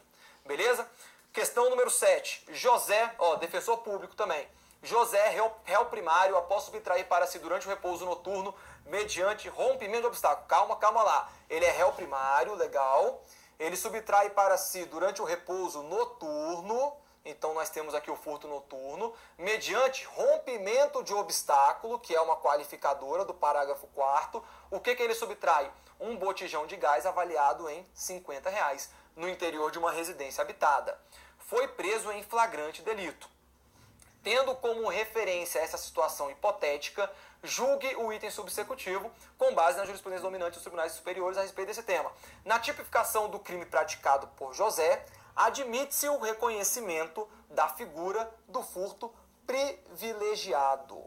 Tá bom? A gente não está falando aqui de princípio da insignificância não, pessoal. Muita atenção, estamos falando do crime de furto privilegiado. É possível aplicar o furto privilegiado quando há furto noturno? Sim. É possível aplicar o furto privilegiado quando há o rompimento de obstáculo, essa qualificadora? Sim, porque essa qualificadora aqui será a qualificadora de ordem objetiva. Então, pessoal, e aí aplica lá a súmula 511 do STJ. Então, nesse caso aqui, a questão está correta. Na tipificação do crime praticado por José, admite-se, sim, o reconhecimento da figura do furto privilegiado. Então, nós teríamos aqui um furto privilegiado qualificado ou furto híbrido com a causa de aumento do furto noturno. Juntou tudo quanto é parágrafo ali do artigo 155. É possível? É. E tá aqui a questão para mostrar pra gente. Beleza? Vamos lá. Questão número 8. A respeito do conflito aparente de normas penais, dos crimes tentados e consumados, da tipicidade penal, dos tipos de imprudência e do arrependimento posterior, julgue o item seguinte. Aquele que vender a terceiro de boa fé coisa que tenha furtado, praticará os crimes de furto e estelionato, já que lesionará bens jurídico penais de pessoas distintas. Então ele está dizendo o seguinte, temos aqui o mala. Tá? O mala praticou furto. Praticou furto aqui da vítima. Praticou o furto aí da vítima que está toda triste. Ele pegou esse objeto, vamos dizer aqui que é um aparelho celular, e ele vem e vende para um terceiro de boa fé, que compra ali o celular achando que está tudo certo, né? Aí, qual que é a questão aqui? Está dizendo o seguinte, no momento que ele faz essa venda, ele pratica o crime de estelionato. É isso, pessoal, que a jurisprudência entende? Não, tá bom? Quando ele pratica a subtração, ele de fato praticou o furto. Quando ele faz essa venda, trata-se de mero exaurimento do crime. É exaurimento do crime de furto. Quem furta algo, muitas vezes pode ficar com aquela coisa, mas às vezes ele quer ganhar algum proveito financeiro daquilo que ele furtou. Então ele está exaurindo o crime ao vender para um terceiro. Ele não pratica um crime específico de estelionato, beleza? Então, ó, aquele que vender a terceiro de boa fé coisa que tenha furtado, praticará os crimes de furto e estelionato? Não, continua praticando somente o crime de furto. O gabarito está errado. Vamos pegar uma outra situação aqui, pessoal? Vamos supor que agora o mala, ele venda para o terceiro de má fé. Então a gente tem aqui agora o terceiro que também é mala, tá bom?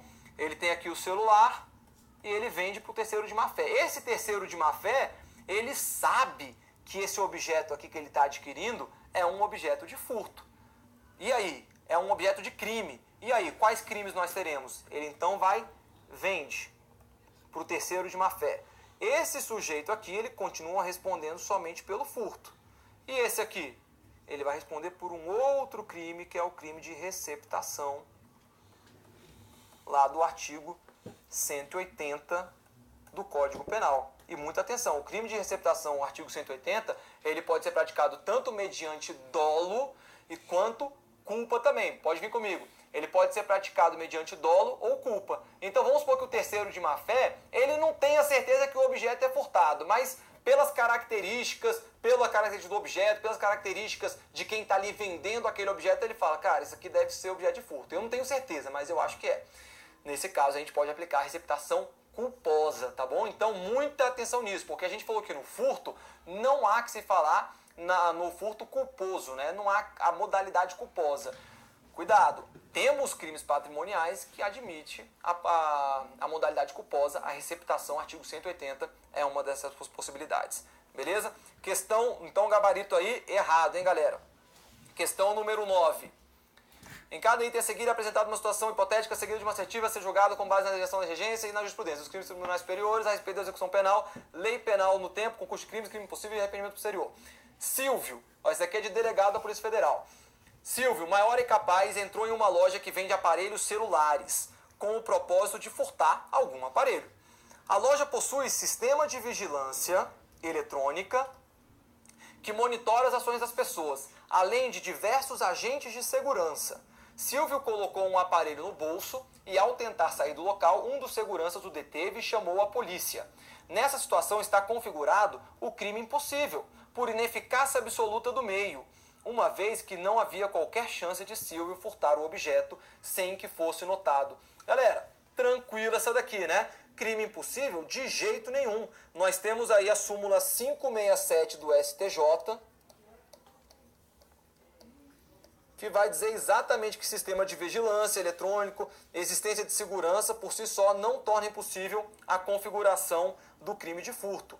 Então, houve sim a possibilidade, houve aqui no caso o crime de furto, portanto, essa questão está errada.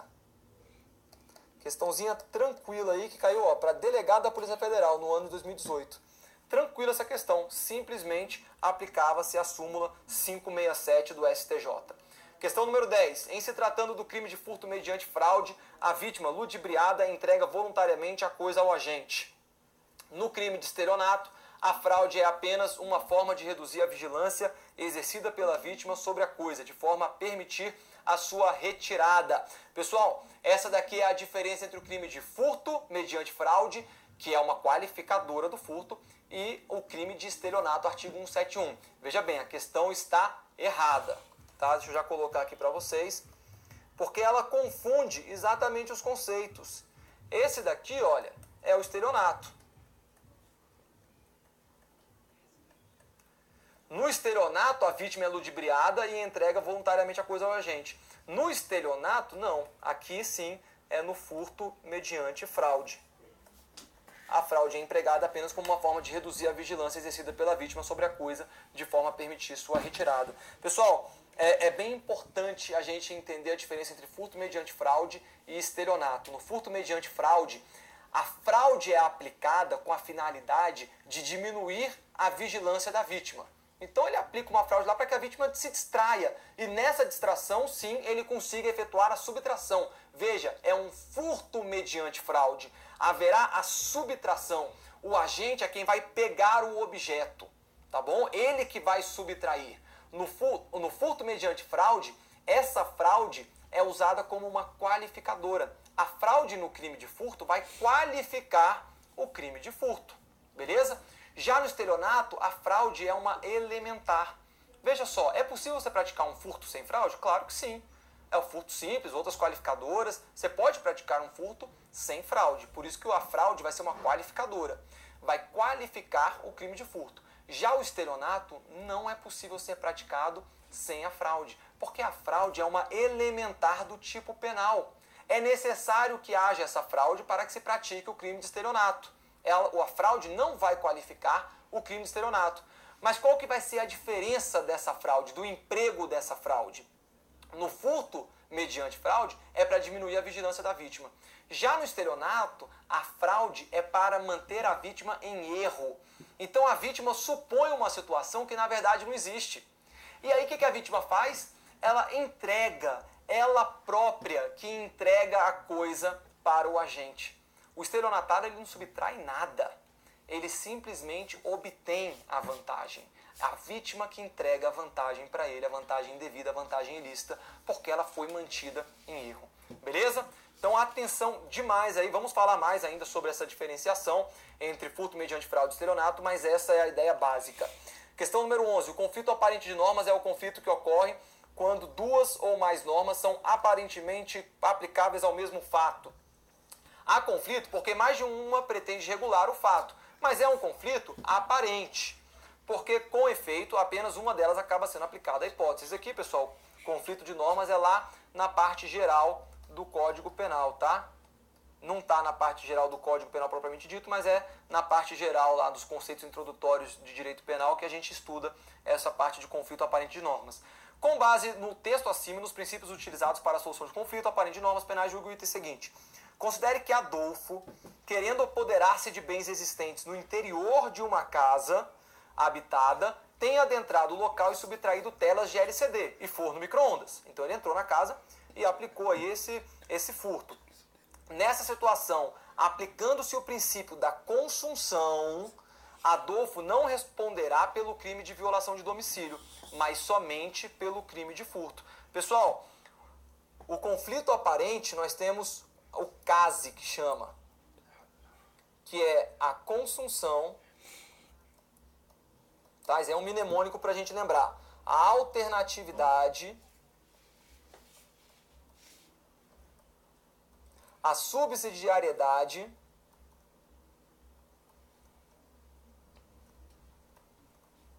e a especialidade.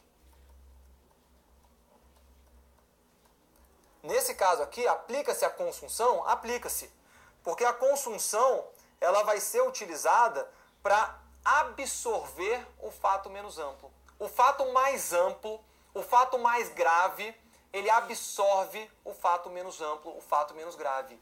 A violação de domicílio é utilizada aqui como um meio para a prática do crime de furto. Veja, o agente ele não tinha o dolo dele não era voltado para a violação de domicílio, para o crime do artigo 150. O crime dele era voltado para praticar o furto. A violação de domicílio era um mero meio, era uma forma para que ele praticasse o crime de furto. Nesse caso, aplica-se sim o princípio da consunção, tá bom? Então a questão está certíssima. O agente ele não vai responder pelo crime de violação de domicílio, ele somente responde pelo crime de furto. A questão está correta. Fechou? Questão número 12. No que se refere a crimes contra o patrimônio, julgue o item subsequente. O reconhecimento do furto privilegiado é condicionado ao valor da coisa furtada, que deve ser pequeno, e a primariedade do agente, sendo o privilégio um direito subjetivo do réu. Tranquilo, né, pessoal? Correta essa questão. É o que está lá no artigo 155, parágrafo 2º, que é o furto privilegiado. Tá vendo como que cai esse furto privilegiado? A prova simplesmente quer saber se você conhece esses dois requisitos, primariedade e o valor pequeno da coisa. Tá bom? Mas aqui ela trouxe uma informação a mais. O direito é subjetivo do réu de obter o privilégio. Tá bom? E a gente falou sobre isso aí também nas aulas. Questão número 13. Opa, aqui a gente tem um texto para as questões 13 e 14. Em 18 de fevereiro de 2011, às 21 horas, na cidade X, João, que planejara detalhadamente toda a empreitada criminosa, Pedro, Jerônimo e Paulo, de forma livre e consciente, em unidade de desígnios, com o adolescente José. Então toda essa galera aí vai praticar um crime junto com o adolescente José, que já havia sido processado por atos infracionais. Decidiram subtrair para o grupo uma geladeira, um fogão, um botijão de gás e um micro-ondas pertencentes a Lúcia, que não estava em casa naquele momento. Enquanto João e Pedro permaneceram na rua, dando cobertura à ação criminosa, opa, a gente tem aqui os partícipes, né? Dando cobertura à ação criminosa, Paulo, Jerônimo e José, que é o menor, opa, vamos voltar. Paulo, Jerônimo e José, que é o menor, entraram na residência, tendo pulado um pequeno muro e utilizado grampos para abrir a porta da casa. Antes da subtração dos bens, Jerônimo, arrependido, evadiu-se do local e chamou a polícia. Ainda assim, Paulo e José se apossaram de todos os bens referidos e fugiram antes da chegada da polícia. Dias depois, o grupo foi preso, mas os bens não foram encontrados. Na delegacia, verificou-se que João, Pedro e Paulo já haviam sido condenados anteriormente pelo crime de estelionato, mas a sentença não havia transitado em julgado e que Jerônimo tinha sido condenado em sentença transitada em julgado por contravenção penal. Pessoal, vem comigo, essa questão aqui é uma questão bem complexa e ela, na verdade, foi um texto dessa prova de analista judiciário do TJDFT que trouxe, acho que 6 ou 7 assertivas. Com certeza é um caso aqui que pode ser examinado e aplicado a diversas situações do direito. É um caso muito interessante. Só que tem duas questões aqui que se aplicam a esse estudo do furto que a gente está fazendo. Então eu trouxe somente essas duas, bem simples, eram as questões mais fáceis, eu acho. Porque uma falava o seguinte: dada a utilização de grampos para a abertura da porta da residência da vítima, incidirá no caso concreto a qualificadora do emprego de chave falsa. Correto. Tá bom? Os grampos para a qualificadora do instrumento, para a qualificadora de chave falsa, qualquer instrumento é legítimo. Tá? Então, se eles utilizaram desse grampo, de grampos para abrir a porta, esses grampos eles podem ser considerados chave falsa. Tá bom? Então, vai aplicar essa qualificadora do emprego de chave falsa aí tranquilamente, galera. Questão correta. E a questão 14, o fato de o crime ter sido praticado durante o repouso noturno não implicará aumento de pena, uma vez que a vítima não estava repousando em sua residência no momento da ação criminosa. Opa, pessoal, vamos lembrar disso daí? Repouso noturno. Se está durante o repouso noturno, durante aquele horário que se analisa, em que os costumes daquela localidade, as pessoas estão dormindo, horário que a pessoa se deita até o horário que ela se levanta, é necessário que a vítima esteja efetivamente deitada, que ela esteja